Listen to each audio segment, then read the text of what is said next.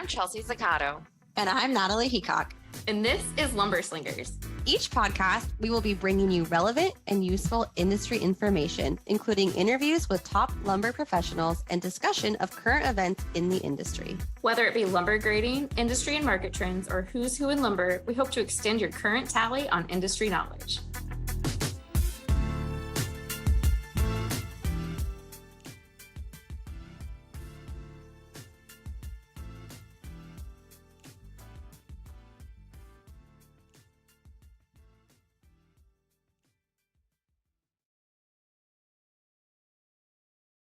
Good morning, Trent. Good morning. How are you? I'm good. How are you? Living the dream. Guess who's not here again? Natalie. Yep. Like I said, Should we get a complex? I think we should. I think that at this point, she's just trying to avoid me. I mean, you got to see her, I believe, Oh, earlier. you're taking it personal.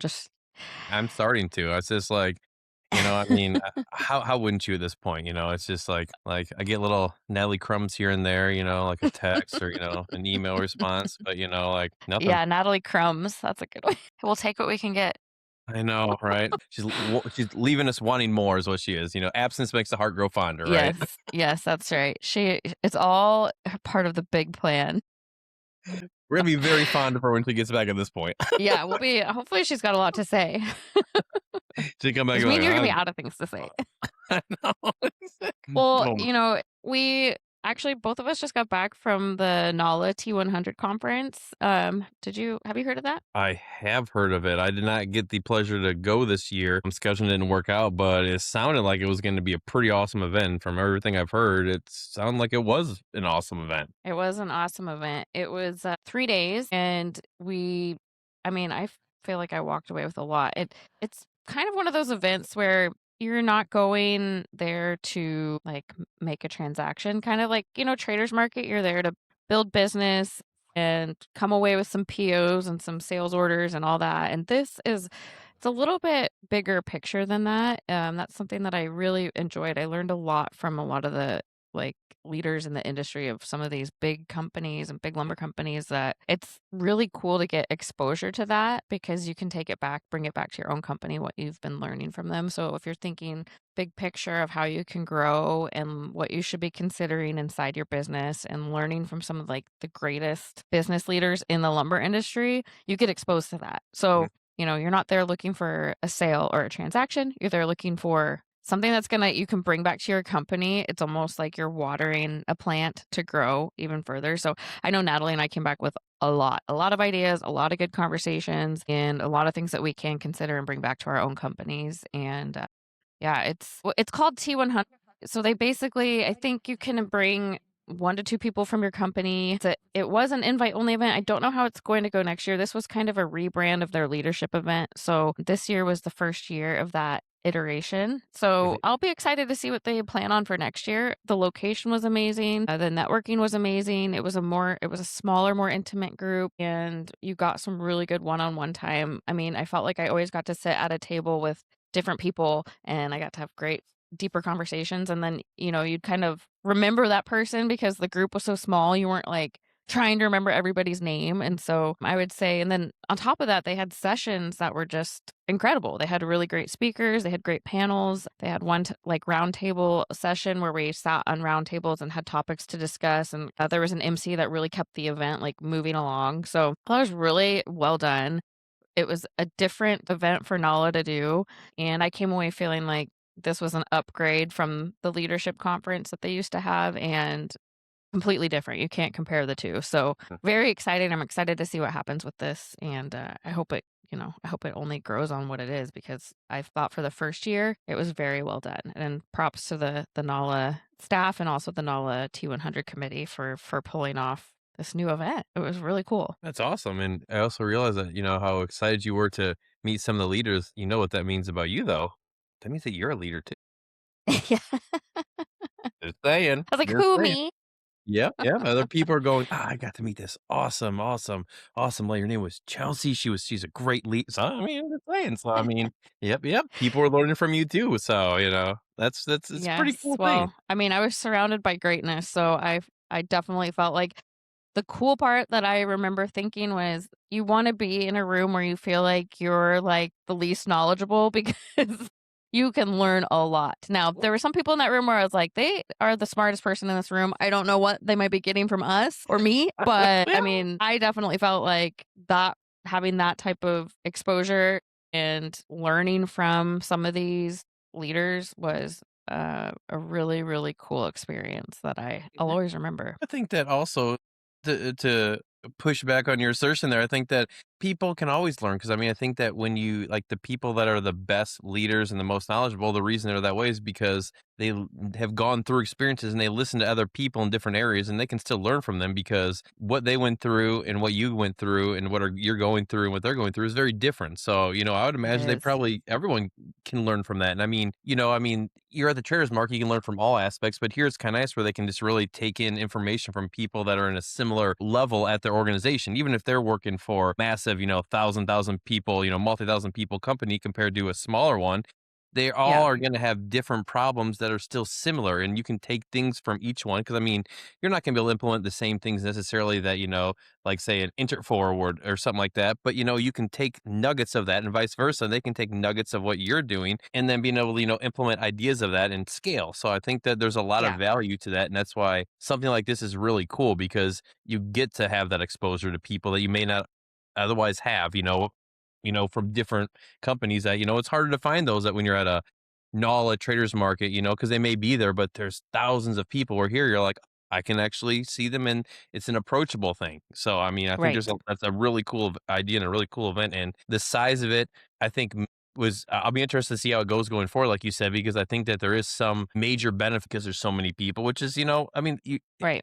it's not possible to solve that problem because it is what it is. I mean, Right. so I like the idea of And what two they're vastly different events with two 100%. vastly different purposes. So Exactly. for traders market, you do want to be with that many people, you accomplish a lot more. You Exactly. can like the amount of time and money you save by being at traders market to see 20 people that you'd have to go travel and see otherwise.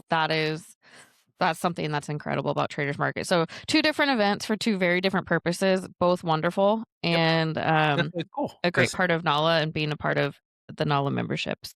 no, and that's why it's cool because what you did at the T100 is not what you would necessarily be doing when you're at NAWLA, and that's why it's such a cool thing Right. because it's much like you said, it's got a different concept to it. So it's cool to have those it's not like it's like the same concept with just a smaller group. It's a completely different concept, which I think is where a lot of that value comes in because it's truly a learning one. It's not, oh, I'm just going to get it in a PO, like you said. It's a very, very cool concept, So I'm Right. very excited of how they did the rebrand. And I think that it makes a lot of sense, and I'm glad that it was as successful as I was hoping it would be because that's great for the industry, and I think great for the people that went there. And we Yeah. need some More to positive. come on that. We want What? Oh, go on. sorry.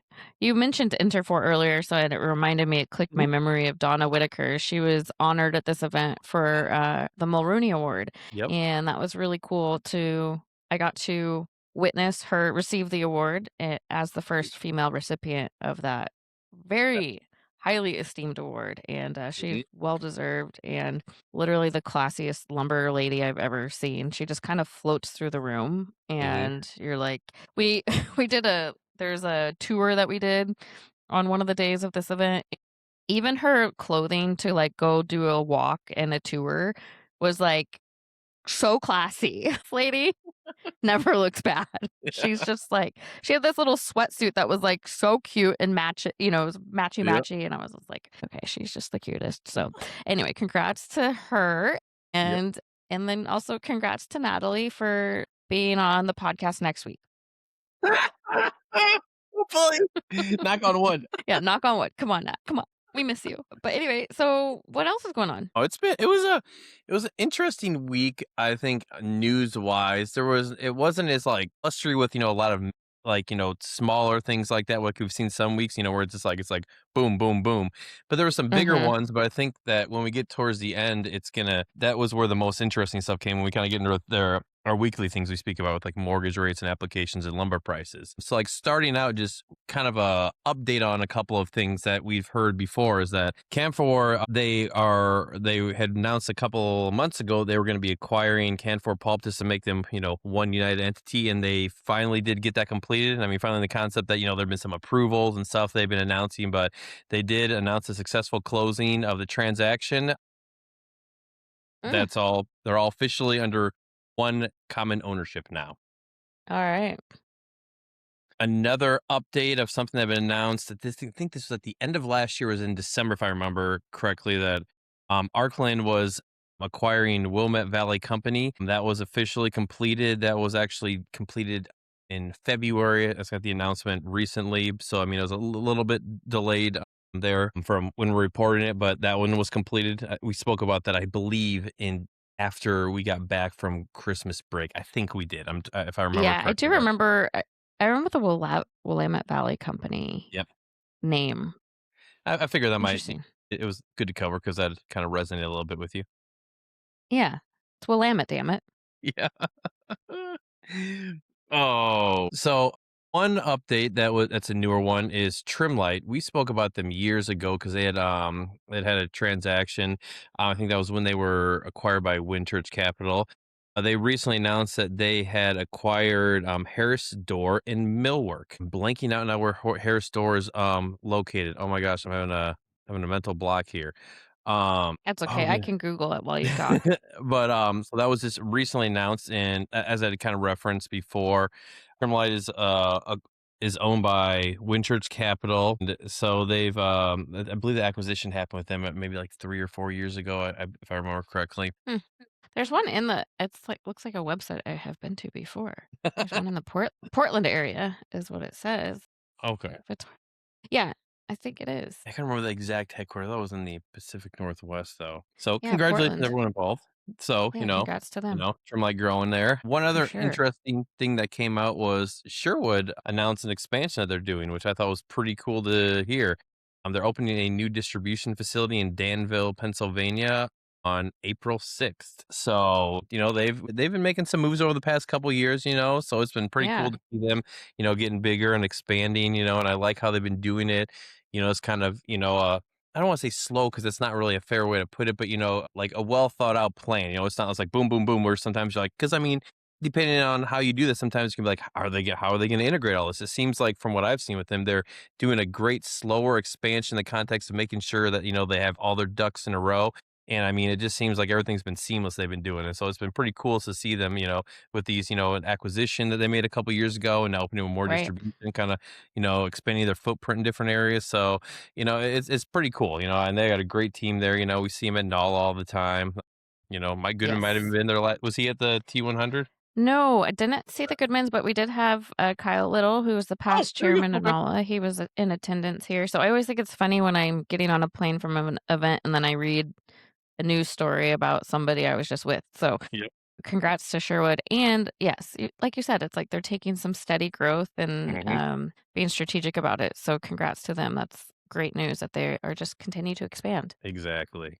Exactly. So then to kind of transition to what I teased before, what I found was the most interesting is the mortgage rate changes that we've seen over the past couple weeks. When I was gone, we were all super gung ho because it was finally broke under 6, and then all of a sudden they're like, actually, Well, it's funny because every week it's like one is up and one is down, and it's applications and rates.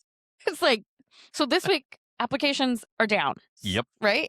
like almost 11%. Yep, So rates and are up, more. applications are down. So is it going to flip flop next week? Well, I mean, with the rates, the 30-year is back up to 6.22, which is kind of where it was hovering for quite some time, if you remember that. So, I mean, if you Yeah. can see like the chart on the articles where it takes a dip, and now some are going like, like real quickly, kind of and abruptly, so to speak, back up. Now, obviously, there's a lot of forces that, if those situations outside of, our control at all, the industry, if those wouldn't have taken place, who knows what would happen. But, the reality is, it is what it is. You can't change that anyway. So, I mean, between that and, interest rates, not being changed, the Fed, it's just, there's a whole Right. lot of things that are outside of, control. So it is what it is. But I mean, the one thing I wonder is like, say they do go back down again after, I mean, I know that like, if you look at kind of the psychology of things, like when they go back down, having had that teaser, it's like, I could easily see people being like, oh, now we really need to jump on stuff. So, I mean, if you see a big dip again below 6, I feel like then people are going to potentially go, you're going to see those applications go crazy. But, unfortunately, we're not very close to that number again now, but, it could change. Who knows? Yeah, yeah, yeah. So the Fed did vote this week. I think it was the Yeah. 18th, a couple days Yep. ago. Yep. It was on Wednesday, right? Yeah, Wednesday. Yep. 11-1, they held rates and no movement there. I mean, we Yep. have all these things going on, right? Iran and mortgage rates are now just going to stay where they're at. And then lumber demand. What's lumber demand doing? Well, prices broke over 500 again at the end of last week. So, that's good news also for the industry. Up 2% or $10 from the previous week when doing That's a pretty big jump from how steady it's been staying. yeah, absolutely. Because I mean, they were It's been like $1, 1%, or hardly even exactly. moving at all. So $10 is a pretty big leap. No, for sure. Like a month ago, it was at 497. So I mean, if they were kind of doing the similar mortgage rate thing, we're like, oh, we want to get over Right. 500. Right. I mean, it's very telling, but you have curtailments happening in Canada. You have the supply question happening, the demand question happening. What's going to happen? Is demand going to increase because supply is now down? Do we have enough supply? Is it going to push lumber prices up again? I mean, it's interesting because here we are right at the beginning of spring and spring buying. And so I think, like, as we've been saying every week, it'll be very telling in the next coming weeks what it's going to look like. Or is it just going to be a muted lumber buying season that just kind of holds, steady? It's like this industry, we're very back and forth and resilient.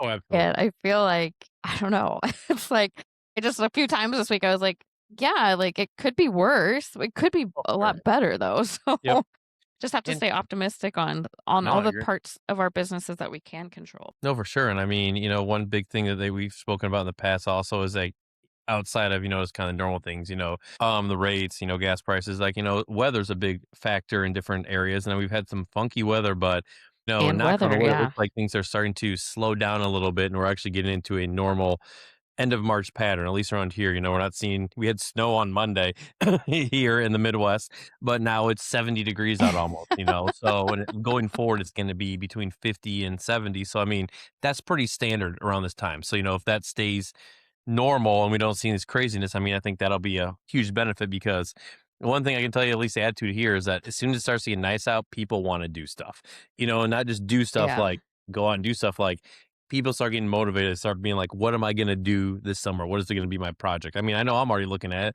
it, so it's like, then you start seeing some of the stuff, kind of take form of, how, people are going to be feeling. I feel like there's a lot of need to do stuff around here in the Midwest, and like people are very antsy to do their projects that they didn't get to do, they haven't gotten to do start yet. So what's one of your projects that you want to do? New shed, that's one of the ones this year. So I'm gonna finally pull the trigger on doing that because we had to get rid of it when we removed some trees a couple years ago that were growing very not good around our house. So we're going for the new shed, and we've spoken in the past about doing an addition. I'm still on the fence about if I want to pull the trigger on that this year. I feel like I might do it next year just because of a lot of different things around here, but it's something I want to do because I'd like to add on to our kitchen and expand the house a little bit in the back. But it's kind of there's a lot of things that I've been rolling around my head, and I think one of the things we gotta do, not lumber related, is that we want to get a new car, because the other car is this bad. So it's like I kind of want to maybe do that, and then the shed, and then next year look at that. So I don't know, but this is the point. It's like I want to do stuff. I want to build. Like I mean, I'm looking at new decks and stuff too. But that kind of new windows. So I mean, there's a lot of stuff that's on the docket. There's never, when you own a home, there is no end to the projects you could be doing. So absolutely. So I'm gonna be putting my money into the industry. I'll tell you that much. You get paid from. I earn money from working in the industry, and I'm gonna be putting it right back into it. A bulk of it. That's right. That's right. And we did see Patrick Adams, your 526 Media, at this event as well. It was good to see him, and appreciate all that you guys do for our industry and bringing us the news every day, and then also just keeping us looking cool with the publications that you put out. So yep. I'm excited about the coming up year with our company as a whole. There's a lot of fun things we have planned, and Even with the Lumber Newswire, we're looking to do some cool stuff with that too. So, more on that in the coming weeks. So, I don't want to let the cat out Cool. of the bag yet, but some fun little things we can talk about on the podcast. So, I think it's gonna be a Ooh. really exciting year across the board for me personally, and then our company as a whole. And it's I'm excited. 2026 is going to be a banger, as the kids say. Ooh, I'm excited. Well, stay Gonna get tuned for banger. those updates. Maybe when Natalie comes back, Yeah. Well, I have mean, something to share. we'll see. All right. Well, hey man, it was good to see you, and we'll see you next week. I'm gonna make Natalie be here, whether she likes it or not. If not, we might have to get an AI Nat bot or something Oh, like that. an Natbot. Let's do Yeah. it. Let's do it. I feel like she'd be down for that too. I feel That'd like be she'd pretty be open amazing. to having that. Yeah. I I'll talk love to it. her about that and see Natbot. which one is better. All right. Have a good weekend. All right, you too. Bye. Bye.